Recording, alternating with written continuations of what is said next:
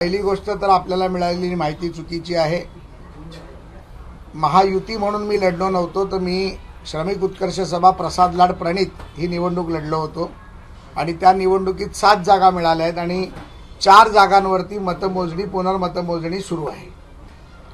पहिली गोष्ट तर 7 जागा मिळाल्या का 9 मिळाल्या का 21 मिळाल्या यापेक्षा ज्यांनी फार मोठा बोलबाला केला, ठाकरे ब्रँड म्हणून बोलबाला केला, मुंबई आमची, मराठी आमची, ही पतपेढी जिंकलो तर महापालिका आम्हाला मिळणारच, त्या ठाकरे ब्रँडचा पुरा धुवा उडवला आणि त्यांचा करेक्ट कार्यक्रम माझ्या माध्यमातून केला गेला आणि ठाकरे ब्रँडला 0 जागा मिळाल्या, याचा मला जास्त आनंद आहे। काल बरेचसे मेसेजेस पण व्हायरल करण्यात आले होते की उद्धव ठाकरे आणि मनसे, शिवसेना आणि मनसे यांना 21 आणि बाकीच्यांना 0 अशा जागा मिळाल्यात, अशा आशयाचे मेसेजेस व्हायरल होते। तो त्यांचा स्वभावच आहे की मुळी कुठल्याही गोष्टीचा अभ्यास करायचा नाही, सहकारातली माहिती नाही, सहकार कसा चालतोय माहीत नाही। एखादी संस्था 25 वर्षापूर्वी हातात आली, तिला ओरबडून काढण्याचं काम या लोकांनी केलं आणि त्यामुळे मुंबईतल्या कामगारांनी, मुंबईतल्या जनतेने, मुंबईतल्या मराठी माणसांनी यांना यांची जागा दाखवली आणि खऱ्या अर्थाने ठाकरे ब्रँडचा धुवा उडवला।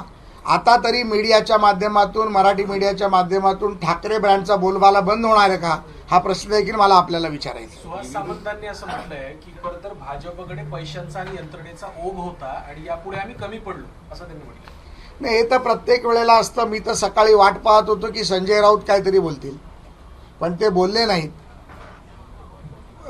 निवडणूक हरले की बॅलेट पेपरवर नव्हती म्हणून हरले, पैसे वाटले म्हणून हरले, लोक विकत घेतली म्हणून हरले, दादागिरी केली म्हणून हरले, आरोप केले म्हणून हरले, पोलीस पाठवले म्हणून हरले। हे एक स्टँडर्ड लाईन यांना उद्धवजींनी लिहून दिलेले आहे आणि त्या लाईनवरती त्यांचा बोलबाला असतो। माझं म्हणणं आहे की मुंबईतल्या जनतेने शशांकराव आणि प्रसाद लाड हे दोघेही ज्या पद्धतीमध्ये उभाटाच्या विरोधात किंवा ठाकरे ब्रँडच्या विरोधात लढले आणि खास करून उभाटा ठाकरेच्या विरोधात लढले, त्याला जनतेने त्यांची जागा दाखवून दिली। त्यांच्याकडून आरोप केला जात होता की तुम्ही पैशांची पाकिटं वाटली। संदीप देशपांडे तर पत्रकार परिषद घेऊन त्यांनी दाखवलं की कशा पद्धतीने पैसे आले। नाही, तो नवीन कोंबडा आता आरवतोय सकाळ झाल्यासारखा। मी काल परवा म्हटलं होतं की संजय राऊत त्याला चावला का, तर आता कळेल त्याला काय त्याची परिस्थिती झाली ती। खरं असं आहे की आरोप करणं फार सोपं असतं, सहकारामध्ये काम करणं, संस्था उभी करणं, संस्था मोठी करणं, संस्था चालवणं हे फार कठीण असतं। संदीप देशपांडे असतील, संजय राऊत असतील, यांनी एखादी संस्था चालवावी, एखादी संस्था उभी करून दाखवावी। मला एक सांगा, ठाकरे असतील किंवा ठाकरेच्या पक्षातील लोक असतील, यांनी एक तरी कुठली संस्था चालू केली आहे का? आदित्य ठाकरेंनी कुठली शाळा चालू केली आहे का? एखादं हॉस्पिटल चालू केलं आहे का? एखादी पतसंस्था, एखादी बेरोजगार संस्था, एखादी मजूर संस्था, एखादी पगारदार संस्था चालवली आहे का?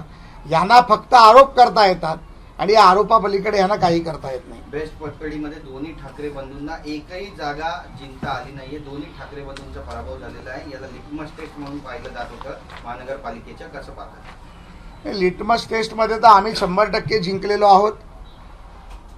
एक अकेला सब पे भारी हे जे म्हणतात त्या पद्धतीमध्ये प्रसाद लाड एकटा, ज्यामध्ये दरेकरांची मदत झाली, कार्यकर्त्यांची मदत झाली, सहकारातल्या कार्यकर्त्यांची मदत झाली आणि कुठलाही पक्षाचा अभिनवेश बाजूला बरोबर न ठेवता सर्व पक्षाची लोक ज्यांनी सहकारात काम करतात, ज्यांनी मदत केली, त्या सर्वांचं मी मनापासून अभिनंदन करणार आहे, त्यांचा आभार मानणार आहे।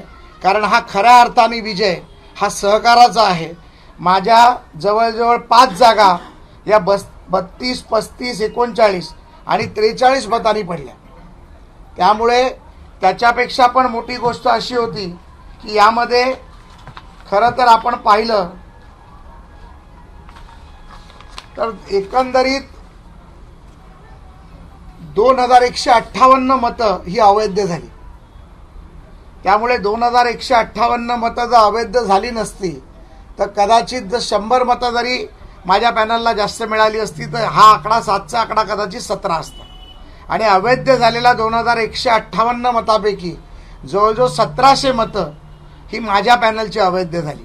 आमची मला एकच आपल्या प्रेसच्या माध्यमातून सांगायचं आहे, शशांक राव देखील भारतीय जनता पार्टीच्या नेतृत्वाला मानतात, परंतु मला त्यांच्यावर कुठलीही टीका करायची नाही आहे. जो काय निर्णय होईल, जी काय चर्चा होईल ती त्यांच्याशी बसून करीन. परंतु शशांक राववर निवडणुकीत मी कुठलाही आरोप केला नाही. माझा टार्गेट फक्त शिवसेना होती.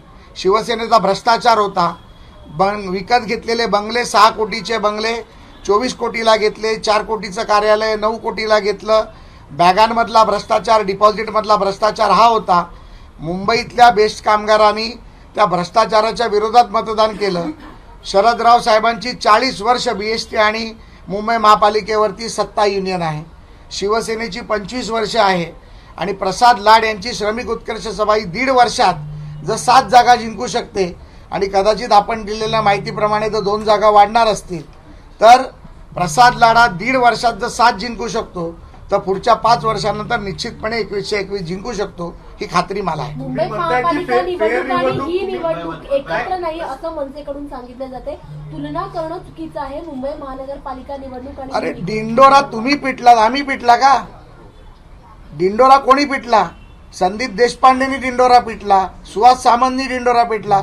सुभाष सामंतांचं शिरोडकर हायस्कूलचं एक भाषण तुम्ही पाहिजे तर तुमच्या आर्क्यू म्हणणं काढा की आम्ही ही निवडणूक जिंकलो तर मुंबई महापालिका जिंकणार. मुंबईमधल्या जनतेला ठाकरे ब्रँड हवा आहे. 2 ठाकरे एकत्र आलेत. मला या पूर्ण निवडणुकीमध्ये संदीप देशपांडे एक व्यक्ती सोडली तर मनसेचा एकही कार्यकर्ता या निवडणुकीत दिसला नाही. त्यामुळे सन्माननीय राज ठाकरे या निवडणुकीत होते की नव्हते हा प्रश्न देखील यामध्ये आहे. त्यामुळे उभाटा शिवसेनेचा पूर्ण करेक्ट कार्यक्रमाने बोजवारा झाला हे या माध्यमातून मी आपल्याला सांगतो. तुम्ही आता सांगितलं की पहिल्या त्याच्यामध्ये की फेर निवडणुकीसाठी केलेलं आहे. 4 जागेवर फेर निवडणूक होते, मतमोजणी होते. काय नेमकी आहे, कशामुळे ही परत मतमोजणीसाठी मागणी केलेली आहे? नाही, यामध्ये जवळजवळ 2158 मतं ही अवैध झाली आहेत. कुठल्याही निवडणुकीमध्ये 2158 मतं म्हणजे मला वाटतं की शिवसेनेला 2158 मतं देखील मिळालेली नाही आहेत. म्हणजे ठाकरे ब्रँडची पूर्ण मतं काढलीत तर ती 2158 नाही आहेत. त्याच्यापेक्षा अवैध मतं 2158 जास्त आहेत. त्यामुळे मला वाटतं की ठाकरे ब्रँड हा 4 नंबरला गेला. 1 नंबरला शशांकराव, 2 नंबरला श्रमिक उत्कर्ष सभा प्रसाद लाड, 3 नंबरला अवैध मतपत्रिका आणि 4 नंबरला ठाकरे ब्रँड.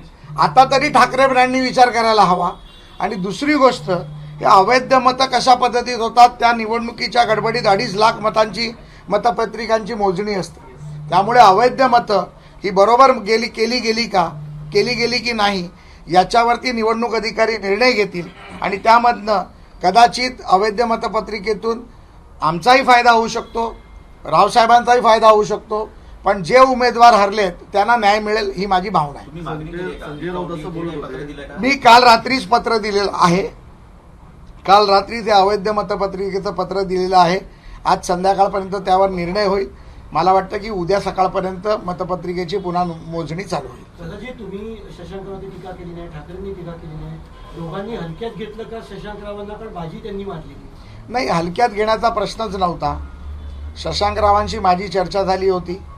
त्यांचं मत एक होतं की त्यांची एक विचारधारा आणि युनियनची एक विचारधारा आहे. माझी एक युनियनची विचारधारा आणि माझा एक मानणारा गट आहे. त्यामुळे त्यांनी त्यांची निवडणूक लढावी, मी माझी निवडणूक लढावी. परंतु माझा टार्गेटही शिवसेना होती आणि रावसाहेबांची टार्गेटही शिवसेना होती. त्यामुळे शिवसेना असण्यापेक्षा शिवसेनेचा भ्रष्टाचार, ज्या पद्धतीमध्ये उभाटाने भ्रष्टाचार केला, ज्या पद्धतीमध्ये सर्वसामान्य कामगारांचे पैसे खाल्ले, ज्या पद्धतीमध्ये बेस्ट कामगारांच्या ठेवीचा गैरउपयोग केला, त्याची चौकशी केली गेली पाहिजे. ही मागणी देखील मी रावसाहेबांकडे करणार आहे. शशांकजींबरोबर या विषयावरती मी चर्चा करीन आणि या सर्व नवीन आलेल्या पॅनलच्या माध्यमातून ही चौकशी जोरात चालवली जाईल आणि शिवसेनेचे ज्यांनी कोणी हा भ्रष्टाचार केलाय त्याला शिक्षा मिळेल ही मला खात्री आहे. संजय राऊतांकडून असं म्हटलं जात होतं की ठाकरे ब्रँड संपवण्यासाठी फडणवीसांचे 2 शिलेदार मैदानात उतरवले जात आहेत, मात्र या दोघांना आम्ही धोबी पछाड देऊ आणि यांना दोघांना संपवू, काय सांगा? मला वाटतं की संजय राऊतांना आता धोबी घाटात पाठवलं पाहिजे, कारण धोबी पछाड त्यांचा झालाय आणि संजय राऊत जे बोलतात त्याला किती गांभीर्याने घ्यायचं हे देखील आता मीडियाने ठरवलं पाहिजे. ज्या पद्धतीमध्ये काल 8 वाजल्यापासून 21 वर्षे शून्य, भाजपाचा पराभव, शशांक रावचा पराभव, शिवसेना 21-0 ह्या पद्धतीत ज्या जाहिराती सोशल मीडिया आणि बातम्या पसरवल्या गेल्या त्या बातम्या आज जनतेसमोर आल्या. काल रात्री 3:30 वाजता निकाल पुढे आला आणि त्या निकालात ठाकरे भोपळा भोपळा भोपळा अशा पद्धतीत जनतेसमोर आलेलं आहे. दुसरीकडे भाजपचे प्रवक्ते असणारे गणेश हाके यांचं देखील एक पॅनल होतं निवडणुकीमध्ये, त्यांना देखील खातं उघडता आलेलं नाहीये. नाही, गणेश हाके वगैरे अनधिकृत होते. कुठल्याही भाजपाने त्यांना पाठिंबा दिला नव्हता. भाजपाने या निवडणुकीत कुठल्याही प्रकारचा मलाही पाठिंबा दिलेला नव्हता. ह्या ज्या निवडणुका असतात, आपल्याला पुन्हा पुन्हा एक गोष्ट मी या मीडियाच्या माध्यमातून सांगू इच्छितो, या सर्व निवडणुका असतात, सहकाराच्या निवडणुका या पक्षाला बाहेर ठेवून लढायच्या असतात. उभाटा शिवसेनेने एक नेरेटिव्ह सेट करण्याचा प्रयत्न केला. त्यांना वाटलं की सन्माननीय राज ठाकरेचं नाव वापरल्यानंतर त्यांना मराठी माणसाचा सिंपॅथी मिळेल, त्यामुळे त्यांनी हा महापालिकेच्या आधीचा नेरेटिव्ह सेट करण्याचा प्रयत्न केला. तो त्यांचा नेरेटिव्ह त्यांच्यावरच उलटला. त्यामुळे ही निवडणूक सहकारातली होती. ही निवडणूक एकट्या प्रसाद लाडची होती. ही निवडणूक प्रसाद लाडच्या श्रमिक उत्कर्ष सभा आणि त्यांनी घेतलेल्या सर्व एकत्रित संघटनांची होती. आणि या संघटनांमध्ये मला जे यश मिळालं ते जवळजवळ 4,500च्या आसपास मतं मिळाली आणि रावसाहेबांना 4,555 वगैरे मतं मिळाली. त्यामुळे माझ्याकडे एक्झॅक्ट आकडा नाही आहे, अजून उशिरापर्यंत ते चालू होतं. परंतु जास्तीत जास्त 35 मतापासून 85 मताच्या फरकामध्ये ही निवडणूक झाली आणि शिवसेनेला 2,000चा आकडाही पार करता आला नाही. जसं मी म्हटलं की अवैध मतपत्रिका आहे त्यांच्यापेक्षा जास्त होत्या. त्यामुळे शिवसेनेचा पुरा बोजबारा उठलेला आहे, कार्यक्रम झालेला आहे.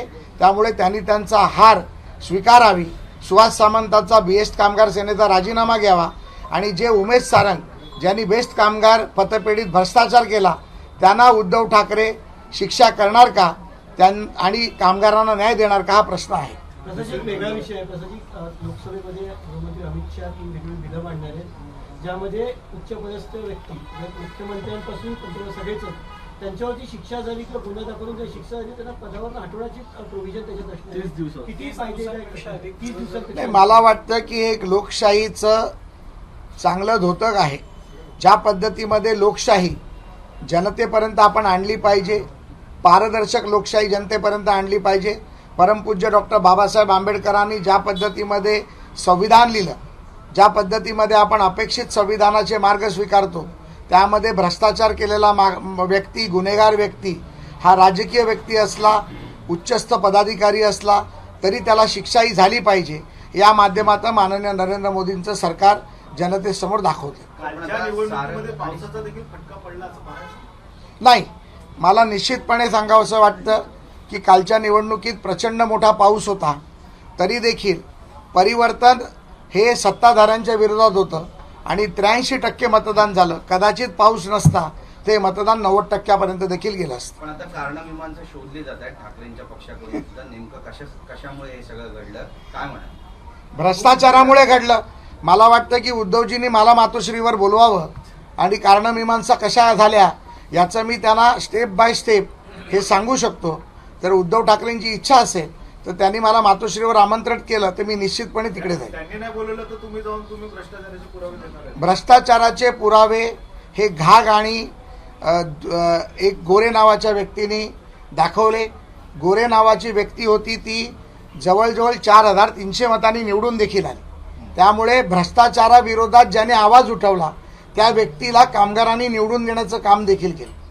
त्यामुळे ते मी करण्यापेक्षा पोलीस आणि सहकार खातं निश्चितपणे हे करेल आणि ज्यांनी गुन्हा केला त्याला शिक्षा मिळेल. नाशिकच्या संदर्भात आणखी अडचणी वाढणार आहे कारण इकॉनॉमिक ऑफेन्स विंग कडून ही चौकशी सुरू आहे. नाही, इकॉनॉमिक ऑफेन्स विंग ही 6 कोटीच्या वर कुठलाही गुन्हा झाला तर इकॉनॉमिक ऑफेन्स विंग त्यामध्ये येते. EOWच्या माध्यमातून त्याची शिक्षा केली जाते. इकॉनॉमिक ऑफेन्स विंग कुठल्याही माणसावरती डायरेक्ट गुन्हा करत नाही तर त्याची प्रिलिमिनरी इन्क्वायरी ज्याला PE म्हणतात ती करते. त्या PEला जवळजवळ 3 महिन्याचा 90 दिवसाचा कालावधी असतो आणि त्यानंतर त्या PEमध्ये जर तथ्य आढळलं तरच त्याच्यावरती गुन्हा दाखल केला जातो. एवढ्या पारदर्शक पद्धतीने EOWचं कामकाज चालतं. मला वाटतं PE झाल्यानंतर या विषयावरती आपण बोललो तर योग्य राहील. सर, नाशिक संदर्भात एक प्रश्न होता. खरं तर नाशिकच्या पालकमंत्री पदाचा वाद कायम असताना आता सिंहस्थ कुंभमेळ्याचं जे नियोजन आहे ते खरं तर कुंभमेळा मंत्री गिरीश महाजन करतायत. त्या नियोजनावरून सुद्धा कुठेतरी महायुतीचे 3 नेते परस्पराच्या विरोधात काम करण्याचं दिसतंय. 3 स्वतंत्र नेते गिरीश महाजन, एकनाथ शिंदे आणि छगन भुजबळ हे स्वतंत्र बैठका घेऊन वेगवेगळ्या प्रकारचे निर्देश देतात. मला वाटतं की हे सगळे उठवलेले रुमर्स आहेत. कुठेही महायुतीमध्ये मतभेद नाहीत. महायुतीचा समन्वयक म्हणून मी पूर्ण खात्रीलायक सांगतो, महाकुंभ हा फार मोठा कार्यक्रम आहे. त्यामुळे गिरीशीच्या पद्धतीने बैठका घेत आहेत. भुजबळ साहेब ज्येष्ठ नेते आणि नाशिकची त्यांना माहिती प्रचंड मोठ्या प्रमाणावर आहे. ते त्यांच्या बैठका घेऊन त्यांचे लोकल विषय सोडवत आहेत. आणि शिंदे साहेब देखील त्यांच्या अनुभवातून ते त्यांचा मार्गदर्शन करतायत. त्यामुळे कुठलाही मतभेद नाही. हे ज्या काही बैठका फायनल होतील त्या माननीय मुख्यमंत्री आणि उपमुख्यमंत्र्यांच्या पातळीवर होतील आणि त्याचा निर्णय देखील मुख्यमंत्री उपमुख्यमंत्र्यांच्या पातळीवर केला जाईल. कालच्या पावसामुळे मुंबई थांबली. आदित्य ठाकरे म्हणतात की महानगरपालिकेचं प्रशासन जे व्यवस्थित काम करत नाही त्याच्यामुळे मुंबई कोणी थांबवली? आदित्य ठाकरेंनी पहिले स्वतः ठरवून घ्यायला पाहिजे. 25 वर्ष सत्तेमध्ये असताना मिठी नदीचा भ्रष्टाचार, कोविडमधला भ्रष्टाचार, रस्त्याचा भ्रष्टाचार, सिमेंट कॉन्क्रिटीकरणाचा भ्रष्टाचार, गाळ काढण्याचा भ्रष्टाचार, अनेक भ्रष्टाचार हे उभाटा शिवसेनेने केले. आणि त्याचे करते धरता माननीय आदित्य ठाकरेंचे वडील सन्माननीय उद्धव ठाकरे होते आणि आदित्य ठाकरे देखील होते. त्यामुळे आदित्य ठाकरेला मुंबईकरांना प्रश्न विचारायचा नैतिक अधिकार नाही. आदित्य ठाकरे या सर्व गोष्टीला जिम्मेदार आहेत. त्यामुळे मुंबईकर देखील जाणतात की ह्यामध्ये आदित्य ठाकरेच खऱ्या अर्थाने मुंबईकरांचे दोषी आहेत. मॅनहोलमध्ये पडून एकाचा परत मृत्यू झालेला आहे. भांडूप मधल्या एका तरुणाचा मॅनहोलमध्ये पडून मृत्यू झालेला आहे. कसं बघता? कारण की मॅनहोलचा पडून होण्याच्या मृत्यूचं प्रमाण अतिशय दुर्दैवी प्रकार आहे. यामध्ये जे कोणी अधिकारी किंवा कॉन्ट्रॅक्टर दोषी असतील त्यांच्यावरती निश्चितपणे कारवाई केली जाईल. धन्यवाद. प्रिया सुळे यांनी अमित शहा यांची भेट घेतलेली आहे आणि ओळ्या दुष्काळाबाबत ही भेट आहे. जवळीक वाढते. काही दिवसांपूर्वी मोदींची आणि अमित शहाची स्तुती सुद्धा केली आहे.